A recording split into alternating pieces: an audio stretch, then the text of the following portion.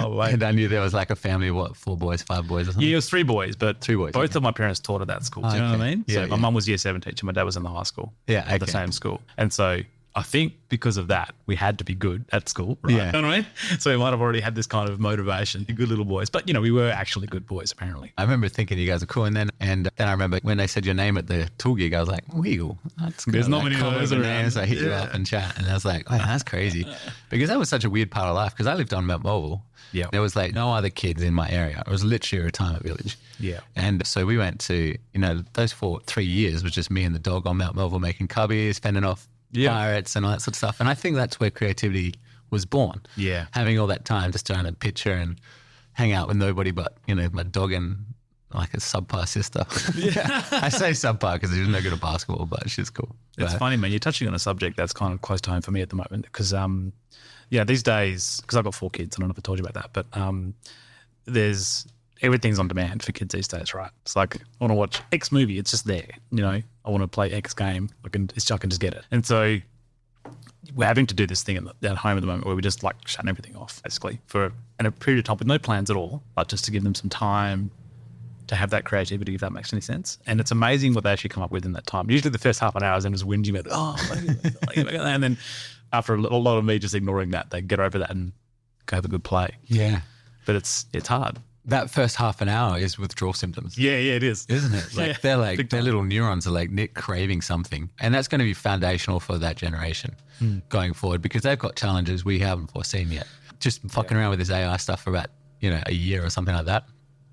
That's going to do everything for you. Yeah. 90%. It can get me 90% of the way and then your 10% is everything that you've learned since then. Yeah. So that's like the scary part of that. And they're going into a world where that's going to be the business. Are they going to care that their music is not done by people? That's a tough question, right? Yeah. Because we're musicians, we get so much from creating it and then we play it. Are they going to give a shit whether it's not? And then what happens at that point? You know, that's scary. It is scary. Yeah. So that's like but the live experience I think is something that you can't replicate. Yeah. Like I've just been doing this sci-fi DJ set thing and then I realized I can't perform it live because all I got to do is push play and stand there and look awesome. Yeah. Like, what's the point, you know? Like, Are you supposed to pretend to twiddle some knobs and do pumps and stuff? I don't know, but I'm like, this isn't that hard. So what's next for you guys? For me at the moment, so for Arizona Bayswater, so later in the year we're doing another album as well. So Arizona Bayswater is an original band? No. By album I meant another tour album. Oh, tour album. Sorry, yeah. Although we are talking about venturing into that because we sort of enjoy the dynamic? Yeah, the dynamic of the band's pretty nuts. Yeah, and that'd be so cool. Yeah. There's a Deftone tribute that's thinking the same thing as well that I'm in. There is something kind of special with a couple of bands that I'm in terms of, you know, personal dynamic and creativity that could come from that. So, yeah. But I think for us at the moment, there's just building up a bit more and doing another album show later in the year. And then we are looking a little bit to possibly tour as well, just around Australia and do some stuff with it. Take it on the road. Oh, man. And have you done any market research on that? What do the other cities look like? Yeah, no, they look good. I think tour's a really interesting one because not everyone can pull it off. There's kind of what we're coming to terms with. And I think also we've got the Des factor, which I don't think anyone else has got. Des's Maynard is ridiculously good. There was a comment in one of the videos that really made me laugh, and it's kind of true. This sounds more like Maynard than Maynard does now. You know what I mean? So, yeah, because Maynard's like lost a bit of range. They have to detune the pot, like the song The Pot, live because he can't hit the notes he used to because they're high, really high, and with all that character. And, you know, Des is just nailing that like it's nothing. Yeah. Yeah, that's crazy. Yeah, because you see those bands can fall off. Like Guns N' Roses he was struggling. This is something I come to grasp as well, like with musicians and age. You play bass and guitar and even drums to an extent, and age doesn't really play a huge factor into your ability and tone. Yeah. It's your voice cords. Muscles and shit. Yeah. Collagen and DNA. Yeah. How did you get into bass? I started on piano, right? My grandpa taught me for a bit, and then I went to school and I was under this nun. She was... Sister Mary? Not Sister Mary. She was wicked. Sister Colette, this one. She was tiny, like... sub 5 foot, I reckon. She probably weighed 3 kilos in total. Yeah. She had these glasses on and this stern gaze. I was scared shitless of this woman. Right? She would know immediately if I'd practiced that week or not for piano. And so I learned through fear. Do you know what I mean? Crying and playing. Oh my God. Set's gone marching in. And so, it kind of, I wanted to play anyway, right? But it was the driving force. And then over time, I got less scared of her and really grew to love her a lot. Yeah. But that went all the way through to year 10, you know what I mean? I did proper classical piano. Stuff, did the exams and did the exams and the live performances as well. That was kind of my first experience in performing live, was doing this classical piano stuff at the Stepfords in Albany. Yeah, pretty much. And then there was a guy in Albany called Steve Doherty. Do you remember this guy? You probably wouldn't know, but he was kind of like a local rock teacher, right? Would do bass, drums, guitar and vocals for just local kids.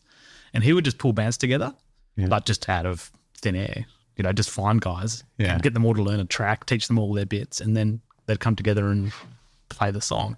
And there was never any bass players. And I had a mate that was like, "You want to play bass?" And I was like, "Yeah, why not?" And it kind of started there. And then I think this is the thing still today, is that there's not many bass players around. Everyone wants to do drums, guitar and vocals basically. So I just filled that slot. And then over time just grew to really love that role. You know what I mean? It's a beautiful instrument. It's fun, man. It's a real lot of fun playing bass. Yeah. And so, I quite like being in the back corner and just, filling the sound out, supporting everyone else and listening, and do you know what I mean? Yeah. I kind of think, as compared to being... It's the glue between drums and guitars. Yeah. Like anything like that. Yeah. Yeah, really it is. And it's such a rhythm instrument. When you see a guy play really well like you do, you just go, oh, this is essential. You couldn't imagine anything less than that. While I agree with you, a lot of people these days are listening to music on their phones, just no headphones. Right? You cannot hear any bass at all on a phone like that. And it's only when you get headphones on or a good system or at a live venue that you hear the full power of the bass. Yeah, I grew up on, my favourite band was Iron Maiden, so Steve Harris is obviously in God, complete God. And that's where all the gallop and shit comes, right? Dun, dun, dun, dun, dun, dun, oh, man. I played, what song was it? I forget the name, but I've done an Iron Maiden song with Freddie's Metal Hits band. Oh, yeah. And it took me a bit of a while to get the tone right because he's got heaps of tops on it. I don't know if you noticed that. It's a Gallion Kruger 250 GL.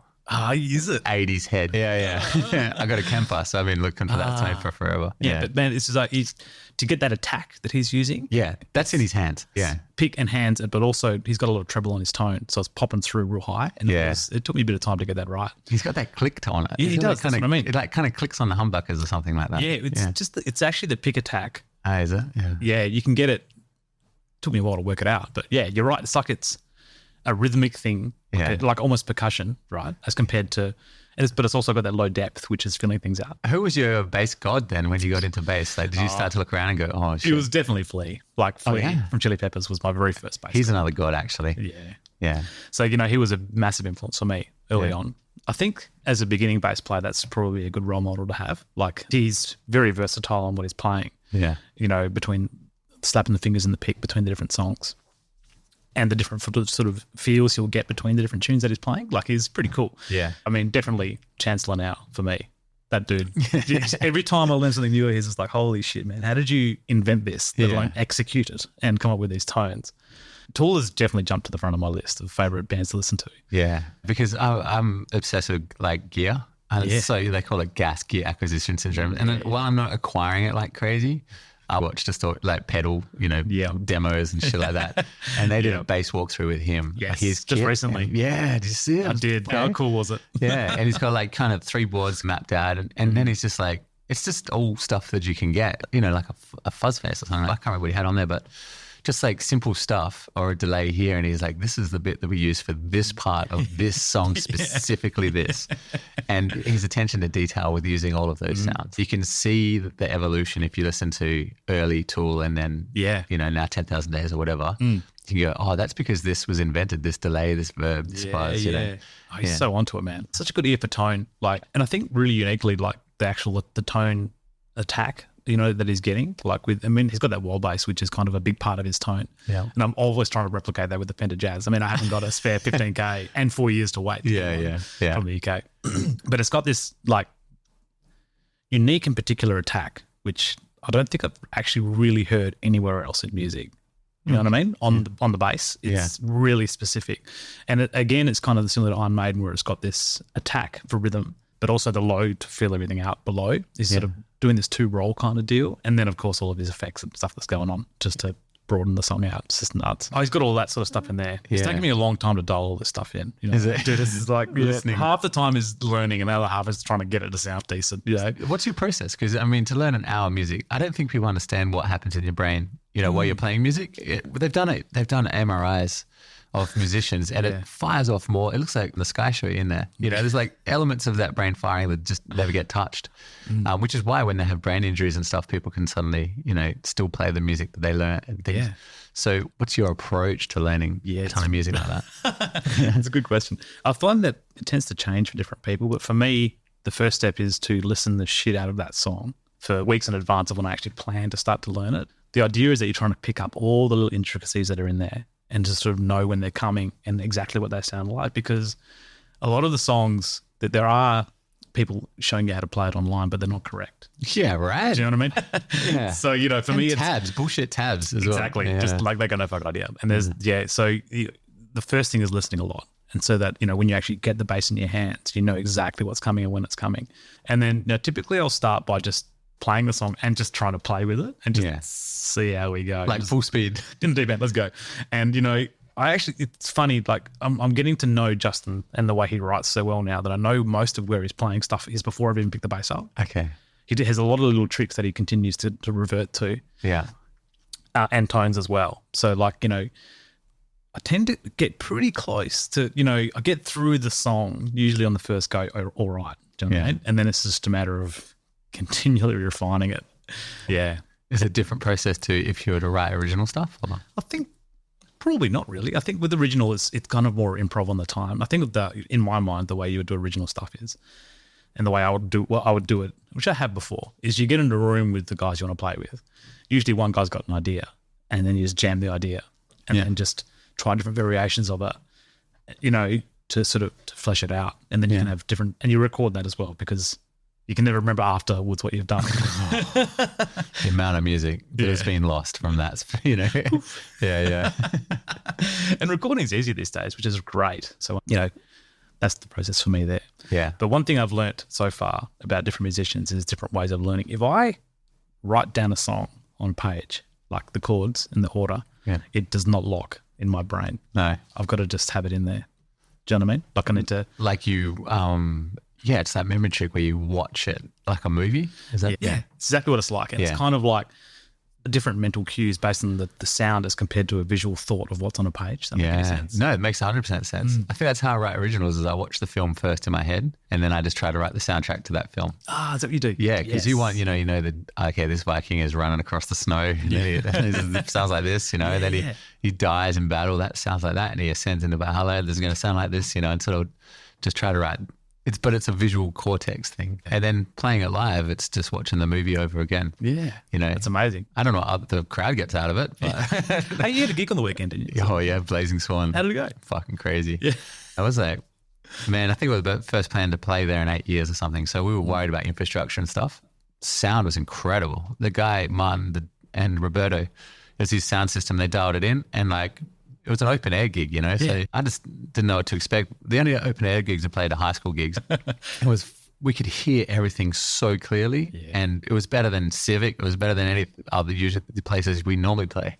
It was crazy. Have you been to Blazing Swan or any of that stuff? No, I wouldn't play me neither. I don't think I'd go to that kind of thing. But it looks awesome. Yeah, they had the Swan and then like Gates of Valhalla. The camp was called Valhalla. Yeah. And there's big wooden gates, you know, Game of Thrones kind of style. Awesome. And so we did, so we started some tribal drumming and stuff off the back of the burn. And then the gate swung open and there was like hundreds of people just whoosh in and like up in your face and stuff. There was right in around you. There was a guy, like a colourful cowboy, like a really muscular cowboy with a colourful miniskirt and Kid Rock glass. And then he's like pointing towards me. I look at his fingertip. There's a little smiley face of acid trying to put it in my mouth. I'm like, dude, I got like an hour of music to get through. I ain't doing this shit. And it was just so many people. Fucking awesome. Yeah, I loved it. I sort of thought it really reinvigorated. Because for me, music is like a side hustle because like primary work is so intense with film and trying to make it in this industry and this place and things. But now I think after meeting you, you guys? Like, and then just going, oh man, this is primary. You know, music has to be primary. Yeah. And that's, you got to put work in, and you got to put reps in and time and play in as many bands and say yes to everything as you can. Yeah. That's really good. So legit musician, what do you think about the music scene in Perth since you came in here? I think that for the cover scene, it's pretty healthy at the moment. I think for originals, it's not as healthy. And that's because of like, I don't know, a lot of these